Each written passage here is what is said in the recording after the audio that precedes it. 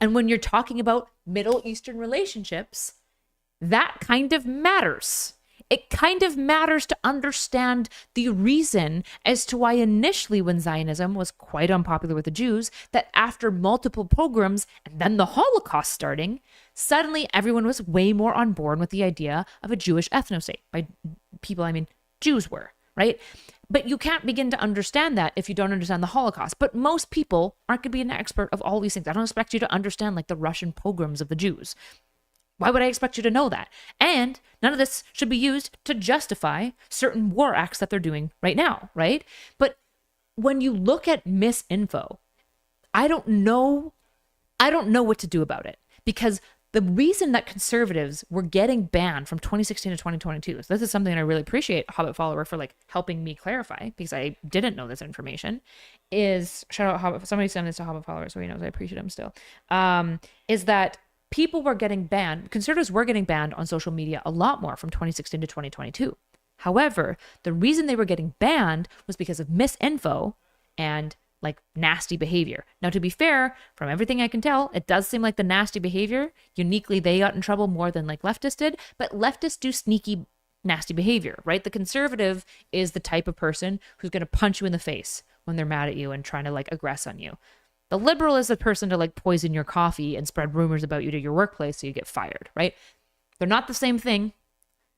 And the second one is a lot harder to moderate, obviously. However, a lot of liberals have taken that to go, see, conservatives weren't getting banned off of social media more. It's like, yes, they were. The real question is, was it a good choice? That's the real question. And if it wasn't a good choice, if banning people from misinfo just leads to like echo chambers on platforms that are just willing to host them, and then when they eventually get back onto Twitter, they're way worse and way more powerful than they were before, like what do you do? Misinfo is a real bannable offense though? Well, the issue is it is, because a platform can ban you for anything. The problem is, how do you determine what's misinfo? Right? Okay, well, 99.9% of historians agree that the Holocaust is real, the numbers are legitimate, and that the like broad narrative that we know is like more or less accurate. Okay, so one guy who's really charismatic convinces a bunch of people that that's not true. Is it misinfo? I'd say yeah.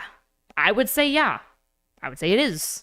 I'd say that most Holocaust deniers are wrong, right?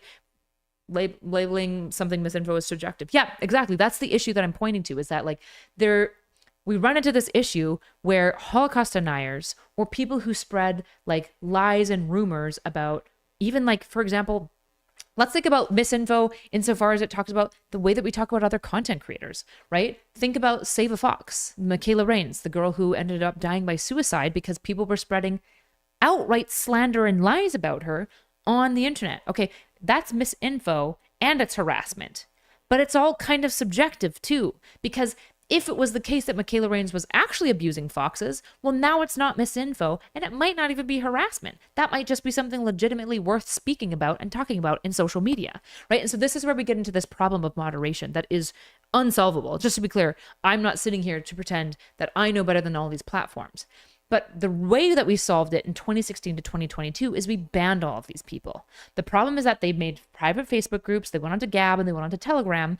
Not all of them, but about 60% of them. And they got worse there because they didn't have to deal with opposing positions.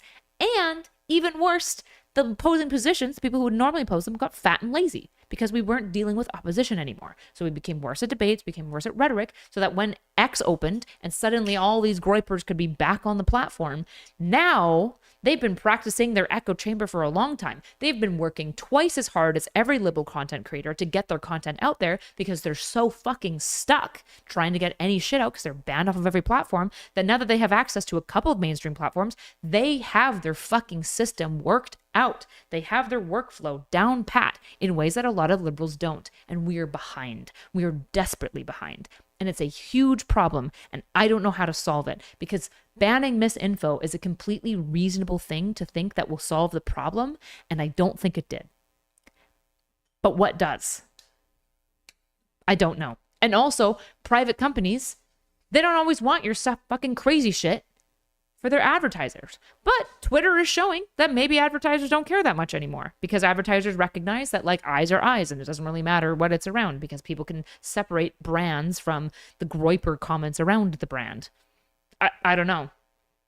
Has banning misinfo ever worked as intended? Well, it does decrease the amount of people that see the new content. It does disrupt communication, right? And it does overall prevent the mainstream social space from seeing it, right? This is why in like 2025, there's a lot of like liberals, like normie liberals being like, that's a moderate conservative? I had no idea. And I'm just like, how do you not know what a conservative looks like anymore? Like, it's like they just forgot. They were like, well, a conservative is like somebody who's just a little bit less liberal than I am. And it's like, nope, they're a conservative.